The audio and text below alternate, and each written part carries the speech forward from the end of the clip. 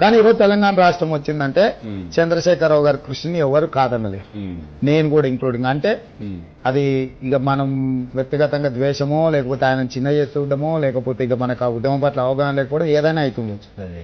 అట్లాంటి వ్యక్తే ఈ రాష్ట్రానికి ముఖ్యమంత్రి అయింది. దళిత్ విషయంలో కూడా ఈ రాష్ట్రానికి ముఖ్యమంత్రి విషయంలో గతంలో చెప్పిందంతా కూడా రాష్ట్రం వచ్చిన తర్వాత క్లియర్ గా ప్రజల దగ్గరికి దళితుని చేయను నేనే అయితే అని ప్రజల దగ్గరికి పోయింది. ప్రజలు ఆయన లీడర్షిప్ కు మ్యాండేట్ ఇచ్చింది. ఇప్పుడు ఆయన దళితుని ముఖ్యమంత్రిని చేస్తాను ఎన్నికలు పోయి రిజల్ట్ వచ్చిన తర్వాత ఆయన అది చేయను ఇది చేస్తాను అంటే తప్పు.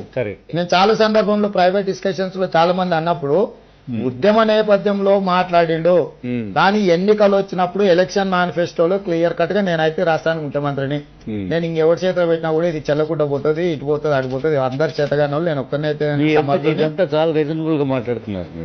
అందుకే చెప్తున్నా సార్, ఆయన ప్రజల దగ్గరికి వెళ్ళిండు, ప్రజలు ఆయన చెప్పిన దానికి మ్యాండేట్ ఇచ్చారు. పొలిటికల్ పార్టీ హెడ్ గా చంద్రశేఖరరావు గారు ప్రజల దగ్గరికి దిస్ ఇస్ మై మ్యాండేట్ అని పెట్టుకుని పోయినాడు. ప్రజలు ఒప్పుకున్నారు.